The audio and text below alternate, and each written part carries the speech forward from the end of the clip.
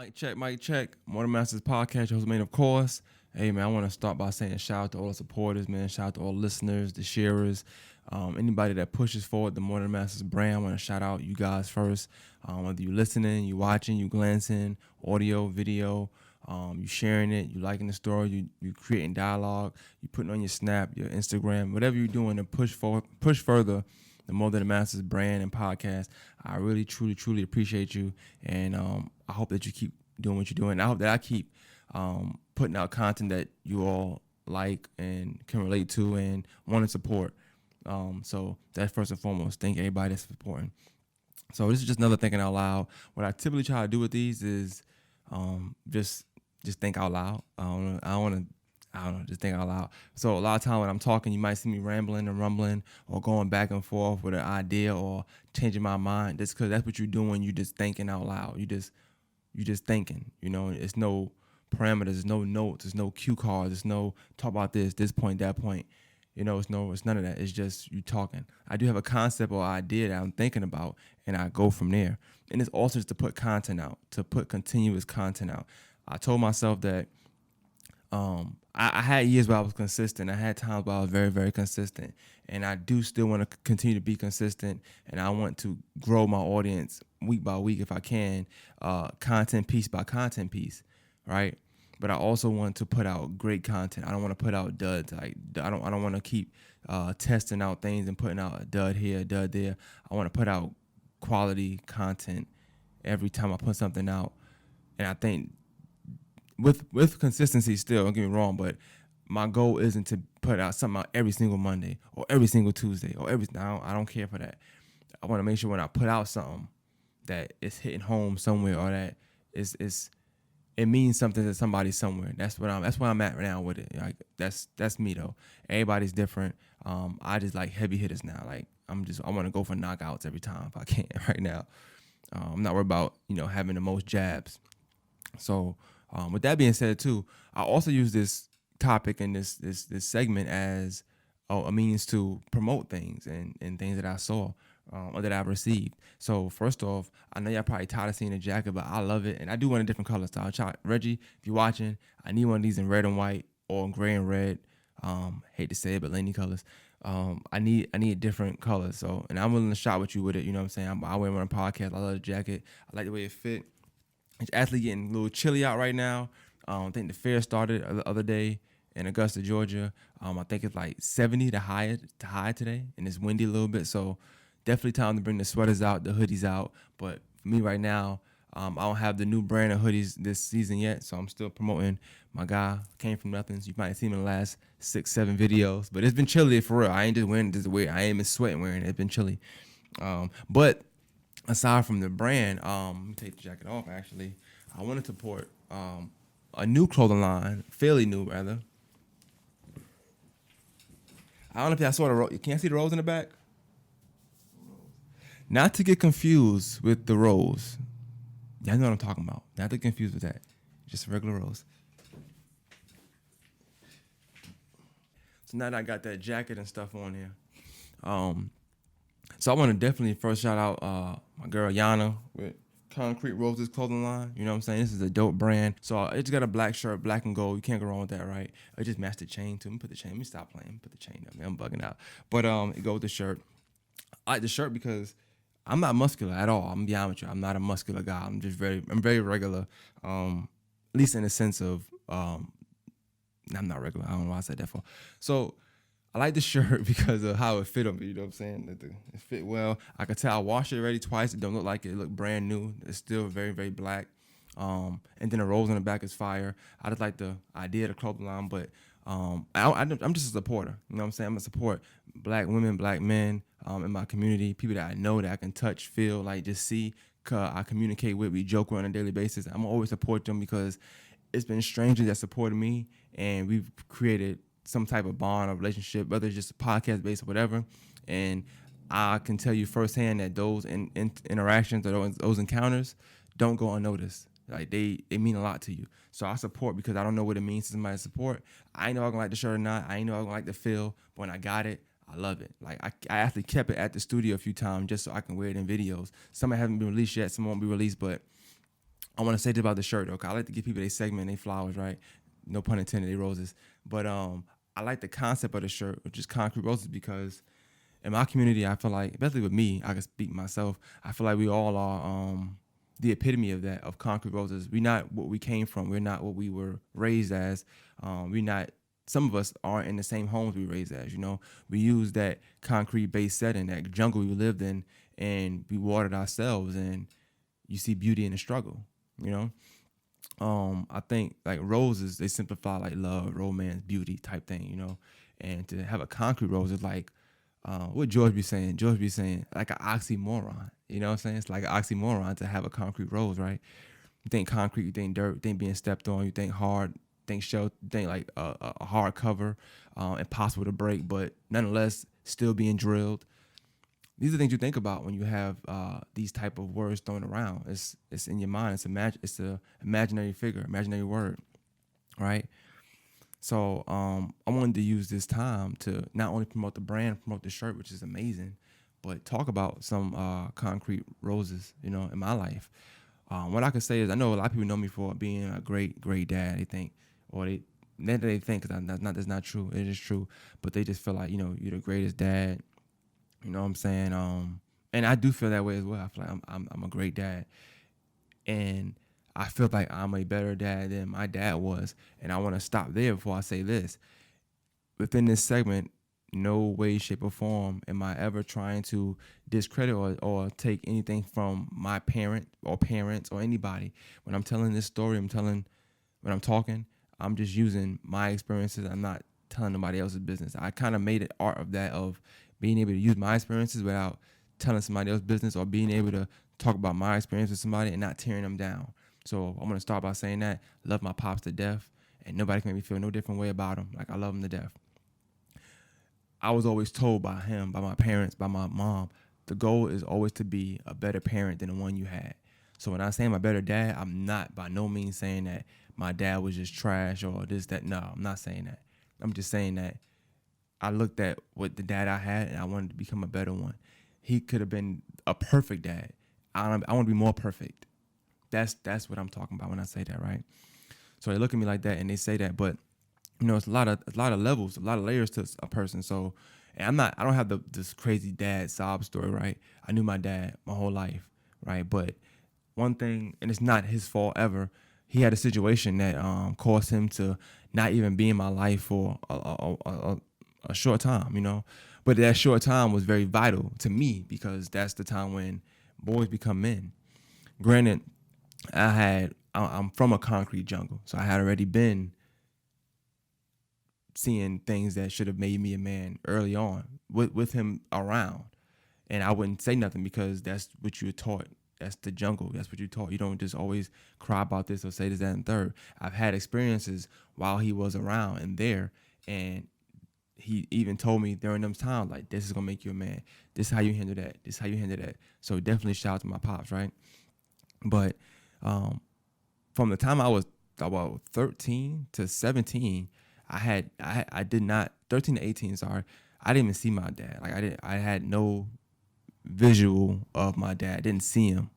We spoke on the phone here and there, but I didn't see him. Nothing that he could have done to change that. Then I moved to a whole nother state. I moved to Georgia. Dad lives in New York, you know. So that whole time was it was mad rough for me, because it's things that I think during them ages, you kind of want your dad to talk to you about. You kind of want your dad to be there for. You kind of want your dad to hold your hand through or guide you through this situation. What this mean when this happened? How I'm supposed to, you know, it's just certain things. Whether it's women, whether it's real life, regardless. So a lot of lessons I had to learn without him being there, right? But aside from that, the dad part, right? So I know how important it is for me to be there for my kids when they need me the most. And that's something that I'm going to take from that concrete part of my lifestyle. Like, that concrete part of my lifestyle, I'm making a rose out of that, because I want to make sure that I'm there for my kids every step of the way. But not only that, the most important steps, I want to be there. So that's just one instance of a concrete rose, right? And I wanted to use this segment to kind of talk about my parents, talk about me, because I just love my parents, you know what I'm saying? I love me, and I love my lifestyle. I love where I came from and how I am now. And I'm not gonna get too much of like the past because everybody had the same story. Everybody came up maybe having a broken home. Only your mom is doing this, that, and third, or you don't see your dad as much, or regular inner city kid sob story. We all got that. So, but I want to talk about, and I wanted to get my dad out the way first because I love him to death. But most of anything that I talk about dealing with beauty, concrete, and all that stuff like that I want to get into is ultimately it always go back to my mom's. So definitely shout out to my dad for being able to instill what he installed in me, instill what he instilled into me at an early age, so that when he wasn't around, I was able to still use his words that I remember anytime he would pull over and just taught me. I'm like 7 years old, 8 years old. He pulled over and taught me like I'm a grown man. Not saying like cursing, but like his life stuff. I know that I'm very like my dad in the sense of we both are. I want to use complex for me and complicated for him, but I feel like it's not right. So I'm gonna say we both are complicated / complex men, and I know I get that from him. And aside, in addition to my own ways, in addition to my mom, so I know that I've been molded to be kind of complex. Rather, I like that word better than complicated. Complicated just sound like I'm just hard to get along with. I'm not hard to get along with. I'm just hard to figure out. That's a difference. So, I don't know where I was at. I'm thinking out loud so much. I don't know, man. And there's so much I wanted to get into. Like I said, this is why you don't really have cards and cue cards. I don't want to look at a paper and say, okay, that part. Let's talk about this. I don't want to do that. I want it to be genuine. But I want to say shout out to my dad, man. He definitely did a lot for me, and I love him to death. And like I said, regardless of how I ever feel about him, whether it's personal, whether it's I didn't, I would never say that on camera. If that was the case, I would only spread positivity as it pertains to my parents. So shout out to my pops, love you to death. But I want to get into my mom's a little bit when I think about Concrete Rose, because I feel like she has a big hand in 3 amazing, beautiful concrete roses, and that's me, my brother, and my sister. We all got, like I said, we all got rough backgrounds. It was all we had for a little while, which is us. Like I said, my dad had his own situation, but even before that, things just wasn't always right. It's not a perfect world, right? It's me, it's my mom, it's my brother, it's my sister. Don't get me wrong, we got cousins and stuff, but I'm talking about just as a household. We was very, very close knit. It was just us. It wasn't us and then us. It was just us, right? We had a cousin that was very close, my cousin Karsha, my cousin Pop, also Concrete Roses, but they got their own story. I couldn't even start telling my cousin's story, which I am amazed and blown away by their story. But when you think about Concrete Roses and you thinking about my mom's, like, I wanted to give her flowers. Like, my mom, it was never, I want to give her roses. My mom's, like, it's honestly, I'm 31 now. In my whole 31 years, there's never been a time that I can say my mom was not there for me. And a lot of people can't say that. I didn't know it was that deep. A lot of people cannot say that. I mean, it's like from 1990, 2:10 a.m. to 10:17, 12:45 p.m. It's never been a time in my life where she wasn't there for me, or she couldn't have been there for me, or she wasn't going to try to be there for me. Mom would break her back to do anything for me, all 3 of her kids, to make something happen, right?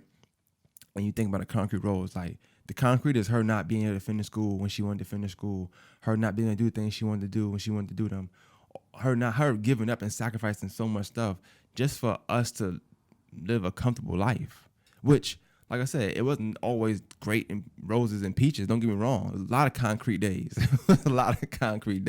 concrete nights. But since we had each other, we ain't look at it like that. You know what I'm saying? We was cool. We loved it. Like, you could never told us that how we was living wasn't beautiful, because we had each other. That's all we needed. My mom was there for me all the time, like every time. So like the life I live now and like how I am now, I'm molded due to her, whether it's hardships, whether it's lessons she taught me, tough love. Like, I'm like, my whole life, my mom been there, right? And I think I only really disappointed her probably a few times. Ain't no telling, but like one time, probably a few times, right? But like one time, I know I was younger, and I I just lied, and I lied about something that to this day is like not that deep, but I can see why it's deep. But that's another story. And that she cried, I remember seeing her tears, having tears around her eyes. And I like to credit my mom for being like the strongest woman of all time, And I think that's why she's the reason why I have this ideology that women are the strongest people of all time. Like I think women are, black women definitely, but I think black women just the strongest women on earth, the strongest. And it could be the fact that they endure so much in order to be loved, in order to be accepted, in order to be a rose. They have to go through so much concrete. I don't know, but my mom, like, she was tough. I seen her cry twice in my life. One, like I said, I made her cry, and then one time she stabbed herself by mistake trying to open a hamburger. Mom, you was wild when you did that, but it was a serious moment, so I ain't gonna laugh about it, but it was a serious moment. And that's the only 2 times in my life I seen her like tear up or have any kind of like emotion or feel like she was defeated. No other time in life did I ever feel that way. And that's how, like, I feel like I came into a rose, because there's no time in life I ever feel defeated. I've had low, very, very low days. And I talk about that a lot. I remember my daughter was born. I had nothing. I had just owned a restaurant for a year and a half. I was making good money. I'm doing what I want to do, spending what I want to spend. Then my daughter come and boom, life, rock bottom. I ain't got nothing to give her. Nothing. Nothing at all. I'm making like $100 a week. It's $120 something a week. It was horrible. It was horrible. I never felt defeated though. Depressed, yeah, never felt defeated. But that's because of the blueprint my mom laid out. I never can show that. I never want to show that I'm defeated. I never want to show that I'm down. Not saying I don't need help. Not saying that I'm not human. But it's the attitude. I feel like you are your attitude sometimes. You show you down, or you just show that feeling of defeat, or you walk around with that defeat feeling and you showing it, it becomes you. And I never wanted that to become me. I always wanted to be strong. I always wanted to be on top. I always want to smile. Like I'm a poker face type of dude. Like that's me. Like I might have the worst day of all time, but I don't want you to know that. I don't need you knowing that, And that could be, it's a gift and a curse to that. Cause like I said, I'm a very complex person. So it's a gift and a curse, because some people that actually do notice that. And I would to a T tell you, nah, I'm good. I'm fine. I'm straight. The hell? You know where I'm from? You know what I'm saying? That's really my attitude for real. Like I don't say that. Like I'm not that person that's like, I'm from Brooklyn, but that's just how it goes. You know what I'm saying? Like, you put your chin up and you keep walking. That's it. Like whatever happens, happens. But as it pertains to my mom though, right? Like like I said, she's been there every step of the way. Like it's nothing that I don't think she could have did. She never once told me like, I did this for y'all. I did this for y'all. Throw it in my face. No, it's just something Like it's something that I done seen her try to finish school, but when we was younger and couldn't finish it, I done seen her struggle trying to get bills paid. I done seen her have to laugh at somebody's face, because it just certain situations you didn't see. I didn't see it all, and I think that's why I move how I move. That's why I am how I am, because of me having that mom that was like that. Like my mom is everything, bro. Like I don't know what I would do without my mom, honestly. Like she's like the world. Like I think the world of her, and I know that, and she has, like I said, 3 successful kids. My brother, probably one of the best ball players of all time. He never from here, you know what I'm saying? Sister, she just super successful. School, smart, could do everything. It's nothing that my sister just can't do. Like I don't think it's nothing she can't do besides beat me up. And then you got me, you know what I'm saying? And the reason why I even like to talk about my mom and like how she is, because I know everybody don't have that. A lot of people gravitate towards my mom for whatever reason. They love her. They think her energy. But that's how my mom is for real. My mom has never came on my podcast and said something for the sake of being on a podcast. She don't know nothing about podcasting. She don't know. Yeah, I seen the Mother's Day one. She's in here just like, okay. That's really my mom. Like she peed during the podcast. Like she went to go pee. Like that's my mom's energy. Like she gonna be her regardless. Like she gonna be her. And I respect that. And that's also another thing. That's a role for me. Like regardless of how anybody accepted you. I done been in rooms where I ain't been accepted. I done been places where I ain't been accepted, but I always been me. I'm not conforming for shit. I'm gonna be me, and that's my mom. Like and I'm not gonna lie, my mom has definitely gotten the bad end of the stick and with that attitude, but because of that concrete that she communicating that to me and how I'm taking and interpreting everything that's going on in her life because she's communicating and telling me what's going on because we got that kind of bond. I'm able to still be myself without conforming, but be accepted in the room by her telling me her mistakes. Oh, I did this. Oh, I said that. So I might be myself, but I might just be quiet. My mom can't be quiet. I'm gonna tell her she ain't being quiet. Like, nah, she not gonna be quiet. My mom not being quiet, but like if that's what you want, she ain't for you. Nah, she ain't shutting up at all, and I respect that, man. My mom's a Leo. She's truly like a lion, like dead ass. Like that's my mom's, and I don't mean to curse. Let's just talk my mom's. I done got carried away talking about my mom because I could say it all day for an hour and just talk about how much she's done and how great a person she is, how great of a mom she is, and how she's the best person on earth and all that stuff. And I can't even put into words like how do you talk about your mom? How do you honor somebody who has given you life? How do you honor somebody who's giving you everything? How do you honor somebody who has been there for you every step of the way? Like I said, from 2:10 a.m. October 10th to now 12:52 p.m. on 10/17/2021. Every step of the way, she done been there. And I'm gonna close off with this though. Like my mom's right. Like our bond is so tight that a lot of times I don't even know I'm going through something, but she know. And it might be that shell I'm putting on because like you get in the habit of doing things. You get in the habit of just handling things yourself, or putting that shell on, so you don't, or putting that poker face on, right? So in preparation for doing that, I don't know what I'm doing, my moods, my vibe, I don't know, but it's like she could always sense when something wrong, right? And I might say nothing, and she know I'm grown now, so of course I'm gonna say nothing. I've been saying nothing since I was 15. Nothing, ma. Probably 13. Nothing. I'm good. But she just be knowing, and I know she be knowing. It's a lot of things I know she know that we never spoke about. I just know she know, and that's my mom's, and like it's just dope that you could have that you could be in sync with someone that way. But I say all that to say, like, from where we came from and the life we live, and the reason why I didn't get into the life we came from and life we live because everybody got that. I don't need to detail. We didn't have this, or we had that, or it was nice to this. I ain't got to detail all that. Like I lived a good life, honestly. I still think it's a good life. I love Franks and Beans. Like I know that's probably out of nowhere, but hey, that's a concrete road for me. I love Franks and Beans. I ain't gonna lie. Like it's supposed to be a poor man's meal or like a meal that you just make because you ain't got it, but I love that meal. Like Frank's beans, some sugar, it's a wrap. I'm good. But as it pertains to my mom, and I'm sniffling because it was windy outside today. I ain't gonna lie. I did go outside for a second without my jacket. Y'all don't care, right? But back to Franks and Beans. I love Franks and Beans, man, and I love my moms. You know what I'm saying? I love that. Like I don't know. We just click. We just in sync. And I think that it don't get more concrete than my mom's. Like the stuff she's seen, she witnessed.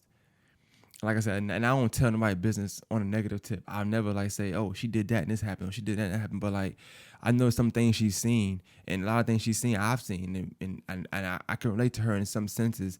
Some pictures you have painted in your mind won't go away, right? So to still be able to create roses out of that, to still be able to be a rose out of that, or come up out of that as a rose, as beautiful, and not look like the hardships you've been through, the heartbreaks you've been through, it's amazing. And I really got to commend her now because I got a brother and a sister, right? I got a brother and sister. And recently this year, and if when I started really doing the solo joints, came out this, I talked about my uncle passing, right? And he was a big, big figure in my life and in her life. Her favorite brother, you know what I'm saying? Her favorite brother, like they like this. They like this. He lived with us, for a few years. Like, it's real. And, he passed away this year. And I know that not a day go by, she don't think about that. I know not a day go by, not a minute, not a second. No, I know that's like, I know it has overwhelmed her. It has consumed her. But somehow, some way out of that, she's still been able to make a way. She's still been able to be there for her grandkids. She's still been able to be there for her mom, who, like, that's a whole nother situation, a whole nother story. So you got to commend her. You got to commend that type of strength, that type of concrete. But that type of strength only comes when you come from the concrete. If everything is roses in life, you ain't never going to have that concrete strength. Never. And I just appreciate that. And I definitely commend her. I look up to her. Like I said, she's the strongest woman I know. And I think that one of the thoughts I had earlier, which I kind of skipped over just by talking, is she's definitely the reason why I think black women are the strongest women in earth, because of the things she's endured and how she's been able to still move around it, live around it, not show emotion, be okay, fend for herself. I got me type attitude. And by default, it's a gift and a curse to that. Because by default, I've always thought that all women were like that, because your mom is the first woman So like by nature, you think that's your example of a woman. That's like I don't know, that's the epitome of a woman to you. So when I see women showing emotion, being emotional, not being strong or having weak points, when I started to see that as I got older in my 20s, I was baffled. Like, whoa, what are you doing? Like, why are you crying? Why are you showing weakness? But it's because my mom never did it. And it's beauty in that, because I now I know that that's a thing. Like, people actually have they have feelings. They will show moments of frustration, moments of weakness, of feelings, emotion. And it took a minute for me to actually correlate the two and put it together, but I did. And yeah, man, shout out to everybody, man. This was long, I know, I'm sorry. This was definitely a weird thinking out loud, but I really thought out loud today. I didn't have no notes. I just wanted to talk and show this shirt. So once again, shout out to my girl Yana, man. Shout out to Concrete Clothing. I'm sorry, Concrete Roses Clothing. I keep saying Concrete Clothing. I'm sorry, I can't talk. I be stuttering. I'm trying to get these words out. Too many C's. I ain't got time for. But shout out to you for making this brand. I want to talk about the brand. I want to talk my story with the brand. And I thought it was dope that you made this brand. The name was dope. Everything was dope.